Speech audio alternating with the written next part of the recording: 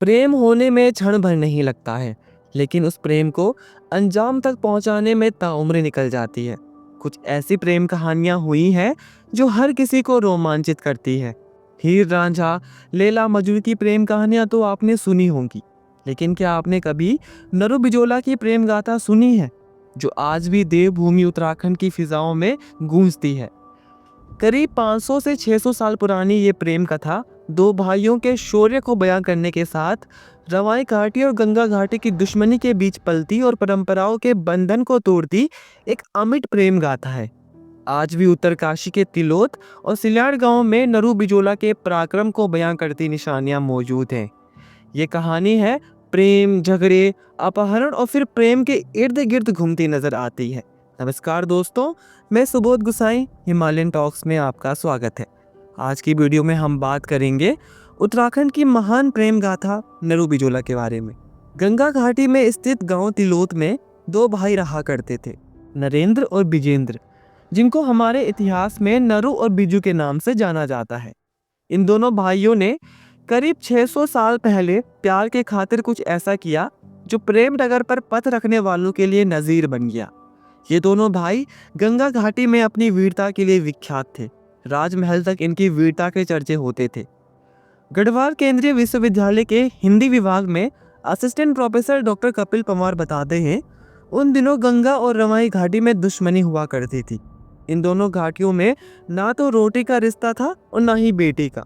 केवल मेले ही एक माध्यम हुआ करते थे जब दोनों घाटी के लोग आपस में मिलते थे। एक ऐसा ही उत्तराखंड का प्रसिद्ध पौराणिक बालाहाट का थोलू, जिसे हम माघ मेले के नाम से जानते हैं, उत्तरकाशी में लगता है। इस मेले में उत्तरकाशी के दूरस्थ इलाकों के लोग भी कई मील पैदल चलकर आया करते थे।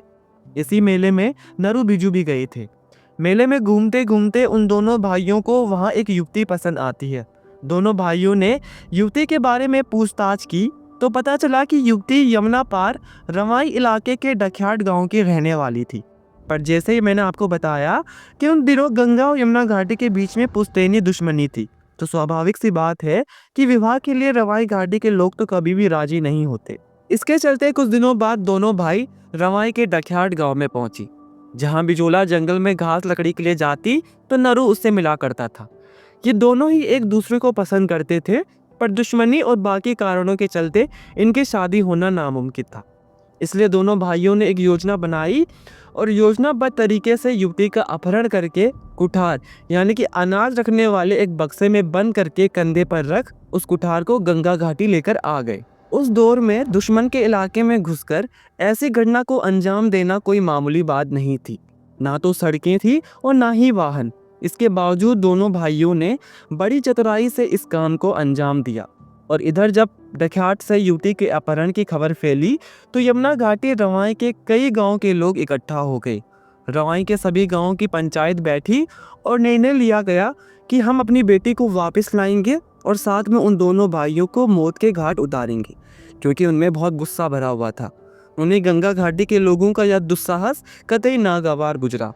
यमुना घाटी वालों ने जंग का ऐलान कर दिया और सैकड़ों लोग हथियार लेकर नरू बिजू से बदला लेने निकल पड़े। यमुना घाटी के सैकड़ों लोग ग्यानसू पहुंच गए और उन्होंने सुबह तक यहीं इंतजार करने का फैसला लिया। नदी पार रवाई के लोगों के जमा होने की सूचना तिलो तक पहुंच गई। नरू बिजू ने अपने गांव के लोगों को अन्न धन समेत गुप्त तरीके से दूसरे गांव में भेजना शुरू कर दिया। सुबह दोनों भाइयों ने गंगा नदी पर बना पुल काट डाला ताकि वो लोग गंगा पार ना आ पाए। सभी लोगों को सुरक्षित स्थान पर पहुंचाकर नरू बिजू तिलोत से 3 किलोमीटर ऊपर सिल्याड़ गांव पहुंचे, जहां उन्होंने बड़े बड़े पत्थरों से एक चबूतरा बनाया जिससे नीचे से आने वाले लोगों पर नजर रखी जा सके। ये चबूतरा आज भी इस गांव की थात के रूप में है, जहां पर सार्वजनिक पूजा और मेले का आयोजन किया जाता है। अपने गांव वालों और प्रेमिका को सुरक्षित कर दोनों भाई यमुना घाटी के आक्रोशित लोगों के साथ लड़ने पहुंच गए। यमुना घाटी के लोग उस समय बहुत गुस्साए हुए थे, क्योंकि ये दोनों भाई उनकी बेटी को भगाकर गंगा घाटी लाए थे। दोनों गुटों के बीच युद्ध होता है, कई जाने जाती हैं, पर आखिरकार विजय होती है प्रेम की। हालांकि यमुना घाटी के लोग उस समय कीमती सामान जैसे जंजीरें, घंटा, बड़े बड़े धातु के बर्तन अपने साथ लेकर गए थे। आज भी उनके वंशजों के पास वो सामान निशानी के रूप में है। इस घटना के बाद दोनों पक्षों की पुश्तैनी दुश्मनी भी समाप्त हो गई। दोनों पक्षों के बीच लड़ाई रुक गई। गांव वाले अपने गांव वापस आ गए और नरू बिजोरा ने तिलोत में सुखपूर्ण जीवन जिया। उनके वंशज आज भी तिलोत और सिल्याण गांव में रहते हैं। नरू बिजो का 600 साल पुराना 4 मंजिला भवन आज भी तिलोत में मौजूद है। उनकी बुलंद इमारत आज भी उनकी वीरता जैसी खड़ी है। कभी 8 हॉल व 8 छोटे कक्ष वाले भवन की हर मंजिल खूबसूरत अटारियां बनी थी। इसकी मजबूती का अंदाजा इस बात से लगाया जा सकता है कि उत्तरकाशी में 1991 में आया भीषण भूकंप भी इसे नुकसान नहीं पहुंचा सका। लेकिन साल दर साल सुरक्षा व संरक्षण के अभाव में भवन जर्जर होता जा रहा है। लकड़ियां सड़ चुकी हैं और दीवार दरकने लगी है। खैर, यह हालत उत्तराखंड में हर उस इमारत की है जिससे हमारी संस्कृति, हमारा इतिहास और हमारा गर्व जुड़ा हुआ है। तो दोस्तों, आज की वीडियो में इतना ही। अगर आपको वीडियो पसंद आए तो वीडियो को लाइक करें, शेयर करें और वीडियो के नीचे कमेंट करें। अपना सुझाव जरूर दें और आप अगली वीडियो किस टॉपिक के ऊपर देखना चाहते हैं वो नीचे कमेंट में बताएं। अगर आप हमारे चैनल पर नए हो तो चैनल को सब्सक्राइब कर दें, बेल आइकन प्रेस कर दें ताकि हमारी नई वीडियोस की अपडेट्स आपके पास सबसे पहले पहुंचे। धन्यवाद।